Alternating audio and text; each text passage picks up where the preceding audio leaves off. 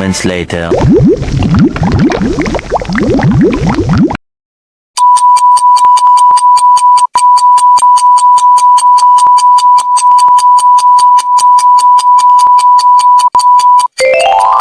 Assalamualaikum warahmatullahi wabarakatuh.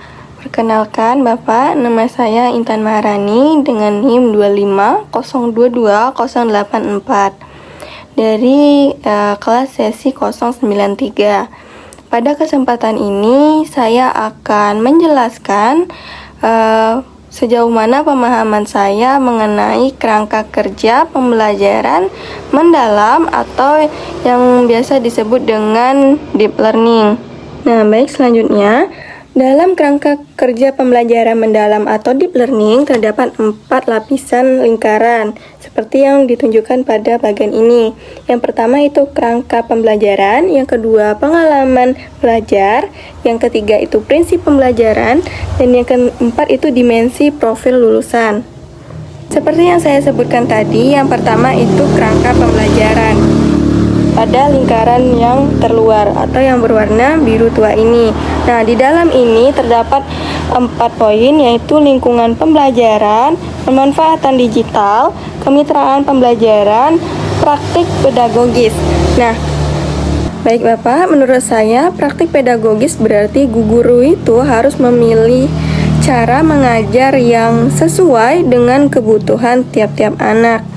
Nah, kemudian lingkungan pembelajaran berarti guru itu harus menciptakan suasana belajar yang aman, nyaman, dan juga menyenangkan bagi anak. Jangan sampai anak merasa tertekan saat belajar.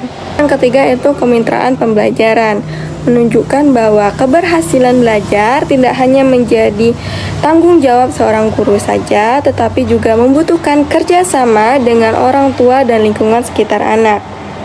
Seperti yang kita ketahui, anak lebih banyak menghabiskan waktunya berada di rumah bersama dengan keluarganya dibandingkan dengan anak pergi bersekolah. Sedangkan pemanfaatan digital berarti teknologi itu digunakan sebagai pendukung saja saat pembelajaran yang dilakukan secara bijak oleh sang guru. Baik, selanjutnya kita masuk ke lingkaran kedua, yaitu pengalaman belajar. Di pengalaman belajar ini ada merefleksikan, memahami, dan juga mengaplikasikan.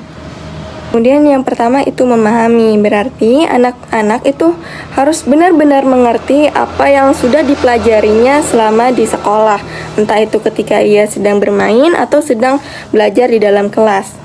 Mengaplikasikan berarti anak mampu menerapkan pengetahuan tersebut dalam kehidupan sehari-hari. Nah, seperti apa?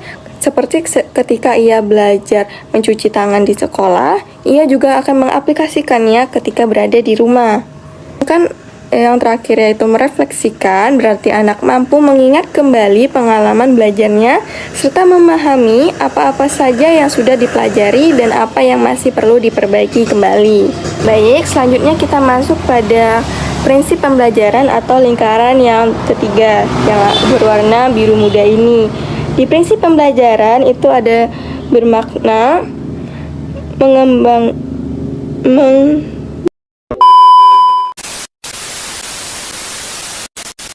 bagian dimensi profil lulusan.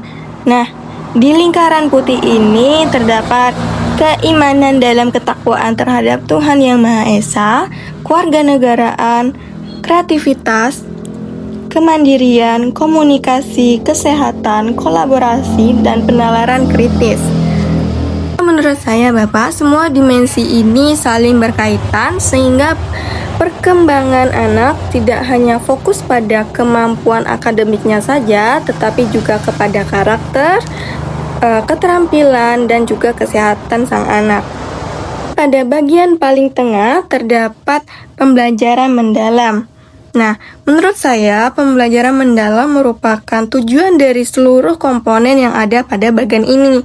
Jika kerangka pembelajaran, pengalaman belajar, prinsip pembelajaran, dan dimensi profil lulusan diterapkan dengan baik, pembelajaran anak akan menjadi lebih bermakna dan juga anak tidak hanya menghafal materi, tetapi benar-benar memahami dan mampu menerapkan pengetahuan yang sudah didapatkannya, memiliki karakter yang baik, kreatif dalam berekspresi, mandiri, serta siap menghadapi kehidupan di masa depan, gembirakan dan berkesadaran.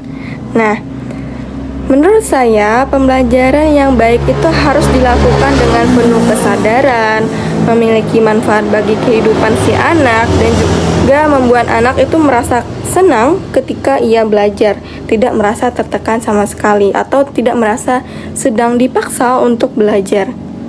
Hal ini tentunya sangat sesuai dengan karakteristik PAUD yang mengutamakan bermain sambil belajar. Jadi anak-anak itu tidak akan merasakan belajar secara formal karena ia melakukannya secara bermain sambil belajar. Selanjutnya Bapak, kita ke... Nah, sebagai kesimpulan, menurut saya kerangka kerja pembelajaran mendalam merupakan panduan agar proses pembelajaran itu tidak hanya berfokus pada penyampaian materi, tetapi juga membentuk karakter si anak, bagaimana keterampilannya, dan pengalaman belajar yang bermakna bagi peserta didik atau anak-anak. Nah, dengan menerapkan kerangka ini, diharapkan guru dapat membantu anak mengembangkan perkembangannya secara optimal sesuai dengan potensi yang dimiliki oleh masing-masing anak. Nah, mungkin sekiranya hanya itu presentasi yang dapat saya sampaikan, Bapak. Terima kasih atas perhatiannya. Mohon maaf apabila masih banyak terdapat kekurangan. Mungkin saya akhiri dengan wassalamualaikum warahmatullahi wabarakatuh.